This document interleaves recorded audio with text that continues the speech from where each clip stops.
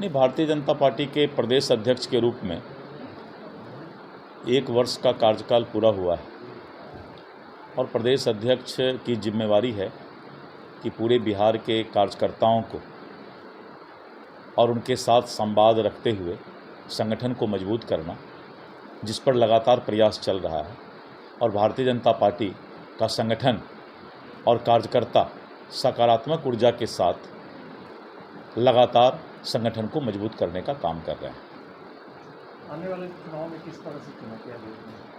देखिए, आने वाले चुनाव में विकास बनाम जो कुछ लोग भ्रमजाल फैला रहे हैं विभिन्न तरीक़ों से, बिहार की जनता विकास जिस तरह से पूरे बिहार में हुआ है और जिस तरह से आपने देखा कि 125 यूनिट बिजली फ्री हुआ और करीब करीब 1,46 लाख के आसपास लोगों को जो है इसका फ़ायदा मिला।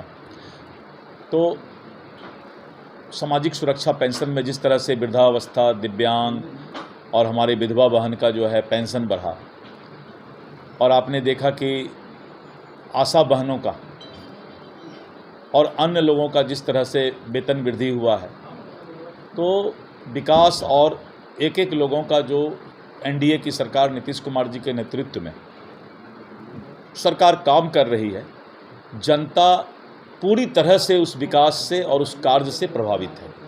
और एनडीए के तरफ उन्होंने जो है अपना स्पष्ट संकेत दिया है कि जिस तरह से सरकार विकास कर रही है और जिस तरह से गरीबों को ख्याल रखा जा रहा है, तो एनडीए के प्रति सब लोगों की चाहत है। लेकिन नेता प्रतिपक्ष ने सवाल उठाया, उन्होंने कहा है कि हमारा ये एजेंडा। मैंने कहा कि किसने क्या सवाल उठाया, ये लोग सवाल उठाते रह जाएंगे।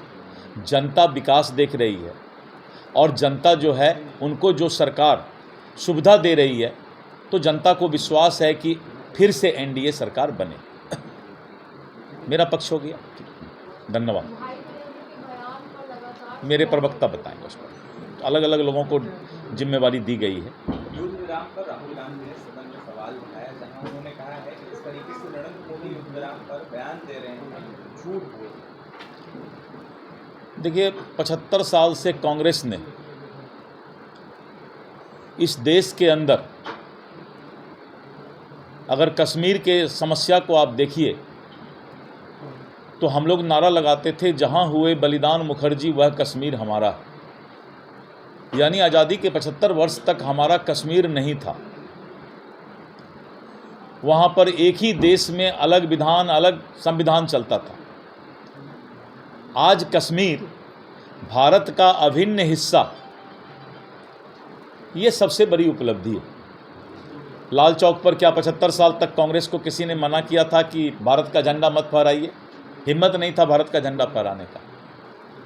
कश्मीर में बदलाव हुआ है, इस बात को सभी लोगों को देखना चाहिए कि जो कश्मीर में बच्चे पत्थर फेंका करते थे, आज उन बच्चों के हाथ में कलम है। ये है उपलब्धि। राजनीति में कुछ से कुछ बोल देना, कुछ से कुछ बातें बतंगर बनाते रहना। क्यों पत्थर फेंका जाता था कश्मीर में? इसका कोई जवाब देगा क्या 75 साल में?